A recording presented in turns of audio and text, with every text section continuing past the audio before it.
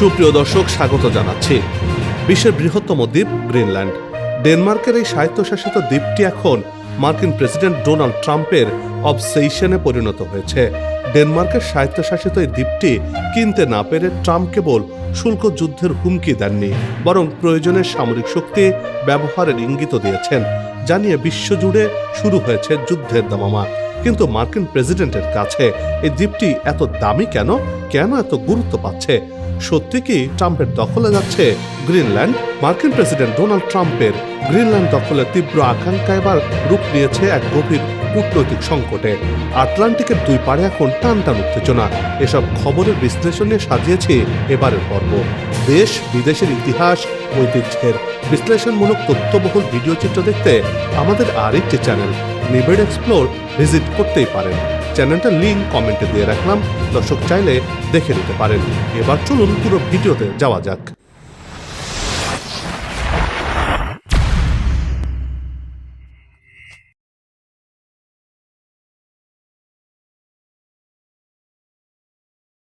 Greenland বরফে ঢাকা এক বিশাল দ্বীপ, জনসংখ্যা হাতে গোনা, অথচ সার্বিকভাবে এই দ্বীপের মূল্য এমন যে এটাকে ঘিরেই এখন উত্তপ্ত হয়ে উঠেছে পুরো আটলান্টিক। আর্কটিকের এই ভূখণ্ডকে একসময় দূরের নীরব অপ্রাসঙ্গিক মনে হলেও আজের বাস্তবতা সম্পূর্ণ ভিন্ন। গ্রিনল্যান্ড এখন বিশ্ব শক্তির নতুন ফ্রন্ট লাইন।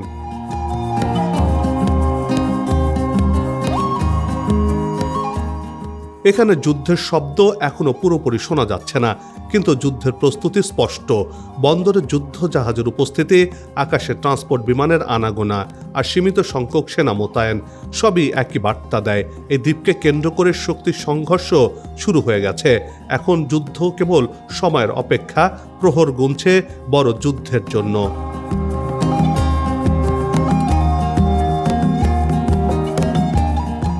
সাম্প্রতিক ঘটনার সবচেয়ে তাৎপর্যপূর্ণ অংশ হল গ্রিনল্যান্ডে ইউরোপীয় সেনাদের প্রথম দল পৌঁছে গেছে, এবং তারা ন্যাটোর হয়ে নয়।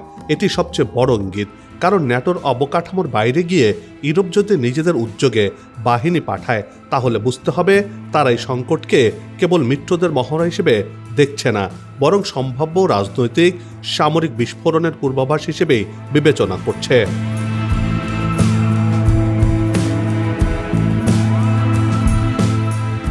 গভীর রাতে ডেনিস রয়্যাল এয়ারফোর্সের কয়েকটি C-130 ট্রান্সপোর্ট বিমানবন্দরে অবতরণ করে, কয়েক হাজার ডেনিস সেনাকে সেখানে নামিয়ে দেয়। এটাকে বলা হচ্ছে অগ্রবর্তী দল। এর পরপরই ফ্রান্স, জার্মানি, নরওয়ে, সুইডেন এবং যুক্তরাজ্য থেকে ছোট ছোট ইউনিট সেখানে যোগ দেবে। সংখ্যায় তারা খুব বড় নয়, কিন্তু প্রতীকী শক্তি বিশাল, কারণ এই উপস্থিতি মূলত একটি বার্তা দিচ্ছে মার্কিন যুক্তরাষ্ট্রকে গ্রিনল্যান্ড একা নয়, তার পাশে ইউরোপের পরাশক্তিরা রয়েছে। তারা বুঝতে পারছে মহামূল্যবান হয়ে ওঠা গ্রিনল্যান্ডকে একা রাখা যাবে না, অর্থাৎ তাদের দখলে রাখতে চাইলে গ্রিনল্যান্ডকে সুরক্ষা দিতে হবে।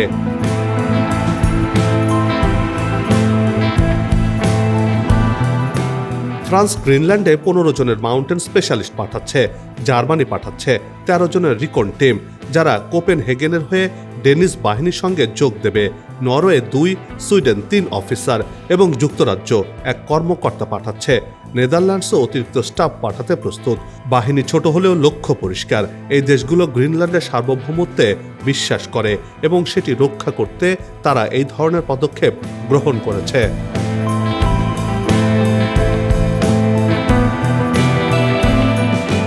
ওয়াশিংটনকে দেখানো যে ডেনমার্ক ও ইউরোপ প্রতিরোধ সক্ষমতা বাড়াতে মাঠে নেমেছে। পরবর্তীতে বড় আকারের মহড়া চালানোর পরিকল্পনা রয়েছে তাদের। ড্যানিশ প্রতিরক্ষা মন্ত্রণালয় বলছে আগামী কয়েক সপ্তাহে তারা আর্কটিকে কিভাবে সামরিক উপস্থিতি বৃদ্ধি করা যায় এবং কিভাবে মহড়া চালানো যায় সেটা পরীক্ষা করবে, আর এগুলো খুব অল্প সময়ের মধ্যে শেষ করে দ্রুত মহড়ার আয়োজন করা হবে।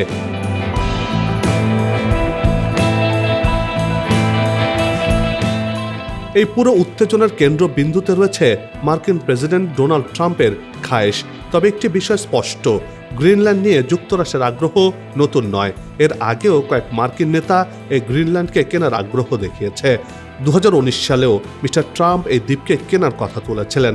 তখন অনেকে এটাকে রাজনৈতিক নাটক বলে উড়িয়ে দিয়েছিল, কিন্তু দ্বিতীয় মেয়াদে ফিরে এসে মিস্টার ট্রাম্প বিষয়টিকে কৌশলগত নীতিতে পরিণত করেছেন।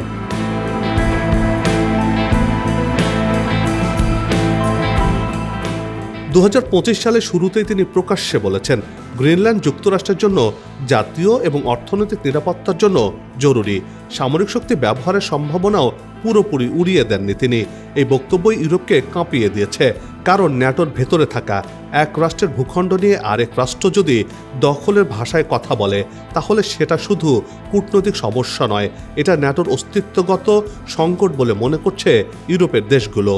ডেনমার্ক ও গ্রিনল্যান্ড উভয় বারবার জানিয়েছে গ্রিনল্যান্ড বিক্রি হবে না, এটি বিক্রির জন্য নয়।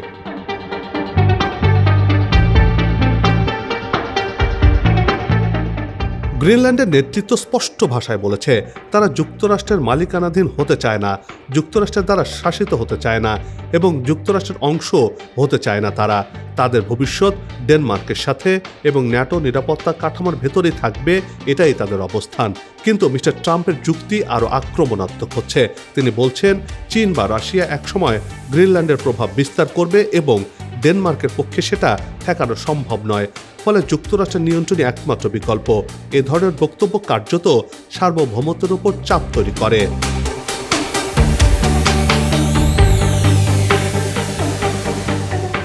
এখানে সবচেয়ে ভয়ঙ্কর প্রশ্ন উঠে আসে, ন্যাটো কি ভেঙে যাচ্ছে?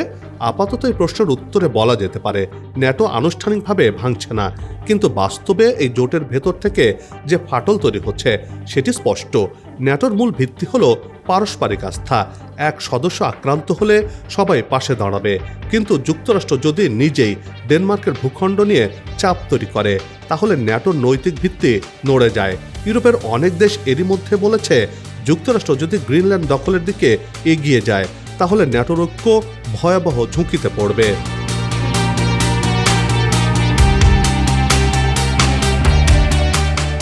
এমনকি পোল্যান্ডের প্রধানমন্ত্রী পর্যন্ত সতর্ক করে বলেছেন ন্যাটোর এক সদস্য রাষ্ট্র যদি আরেক সদস্য রাষ্ট্রের ভূখণ্ডের সংঘাত বা সংযুক্তিকরণের চেষ্টা করে, তাহলে সেটাই হবে তাদের নিরাপত্তা ব্যবস্থার অবসান। অর্থাৎ ন্যাটোর ভেতরে আজ সবচেয়ে বড় ভয় ঢুকে গেছে। শত্রু বাইরে নয়, ভেতরেই রয়েছে। তবে গ্রিনল্যান্ডের সামরিক বাস্তবতা শুধু কথার যুদ্ধ নয়, যুক্তরাষ্ট্রের সেনা এরই মধ্যে সেখানে মোতায়েন রয়েছে।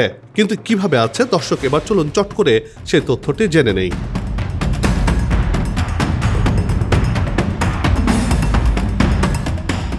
আনুমানিক 200-র মতো মার্কিন সেনা গ্রিনল্যান্ডে অবস্থান করছে বলে ড্যানিশ পররাষ্ট্রমন্ত্রী জানিয়েছেন। কিন্তু সংখ্যার চেয়েও বড় বিষয় হলো গ্রিনল্যান্ডে যুক্তরাষ্ট্রের সবচেয়ে কৌশলগত স্থাপনাগুলোর একটি রয়েছে P2 স্পেস বেস।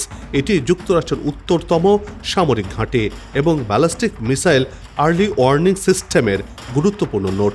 এই ঘাঁটিটির রাডার সিস্টেম শত্রুদের ক্ষেপণাস্ত্র আগে ভাগে শনাক্ত করতে পারে। অর্থাৎ গ্রিনল্যান্ড যুক্তরাষ্ট্রের আকাশ প্রতিরক্ষার প্রথম চোখ। এ কারণে দ্বীপটির কৌশলগত গুরুত্ব এতটা বেশি মিস্টার ট্রাম্পের কারণে, যে কারণে একে নিয়ন্ত্রণে রাখতে চাইছেন মার্কিন প্রেসিডেন্ট।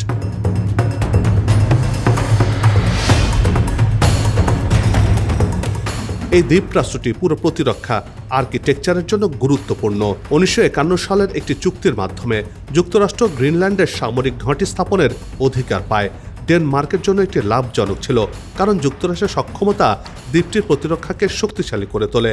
কিন্তু আজকে সেটি দখলের হুমকি হয়ে দাঁড়িয়েছে, যা বিশ্বের বুকে বিশ্বাসের ভিত নাড়িয়ে দিয়েছে।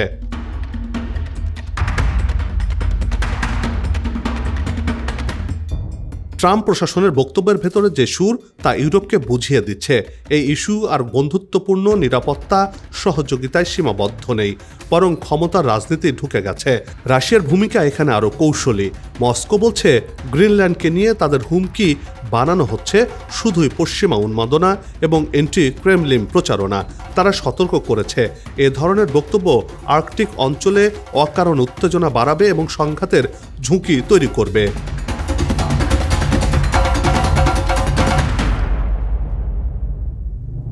বাস্তবে রাশিয়া আর্কটিকে সামরিক উপস্থিতি বাড়িয়েছে।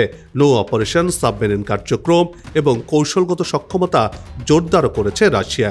কিন্তু গ্রিনল্যান্ডকে কেন্দ্র করে রাশিয়ার সরাসরি আগ্রাসী তৎপরতার প্রমাণ খুব একটা নেই, সেটি চোখেও পড়ে না। চীনের প্রসঙ্গ এখানে খুব একটা জরুরিও নয়। গ্রিনল্যান্ডের খনিজ সম্পদ, বিশেষ করে বিরল খনিজ ও কৌশলগত রিসোর্স, ভবিষ্যতের প্রযুক্তি ও অস্ত্রশিল্পের জন্য অত্যন্ত গুরুত্বপূর্ণ। বরফ গললে আর্কটিক নৌপথ আরও ব্যবহারযোগ্য হবে, বাণিজ্যিক রুট বদলাবে এবং নতুন সামুদ্রিক করিডোর তৈরি হবে।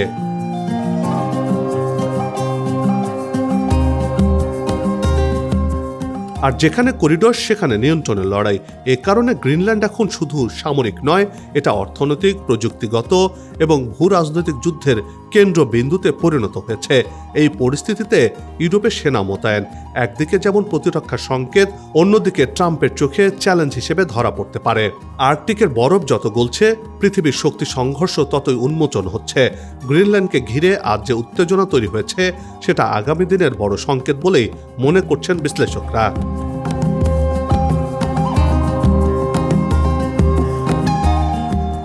এখানে যে পক্ষ নিয়ন্ত্রণ প্রতিষ্ঠা করবে, সে শুধুই একটি দ্বীপ পাবে না, সে পাবে আকাশ প্রতিরক্ষার সুবিধা, নৌপথের কর্তৃত্ব, খনিজ সম্পদের নিয়ন্ত্রণ এবং কৌশলগত আধিপত্যের নতুন উচ্চতা। আর এ কারণে গ্রিনল্যান্ড এখন নীরব নয়। গ্রিনল্যান্ড এখন যুদ্ধের ভাষায় কথা বলছে, বরফের নিচে চাপা শব্দে, কিন্তু ভয়ঙ্কর, নিশ্চিতভাবে। দ্বীপটি দখলে মিস্টার ট্রাম্প সামরিক অভিযানে ব্যর্থ হলে বা অভিযান পরিচালনা করতে না পারলে ভিন্ন পথের যুদ্ধের ডাক দেবেন। অর্থনৈতিকভাবে পঙ্গু করতে অস্ত্র হিসেবে শুল্ক আলোপ করতে যাচ্ছেন। গ্রিনল্যান্ড কি সত্যি প্রতিরক্ষার নামে সুরক্ষিত হচ্ছে, নাকি ন্যাটোর ভেতর থেকেই শুরু হয়ে গেছে দখল আর আধিপত্যের নতুন যুদ্ধ? সেই প্রশ্ন কিন্তু থেকেই যাচ্ছে, যার উত্তর পেতে হয়তো আরও কিছু সময় অপেক্ষা করতে হবে।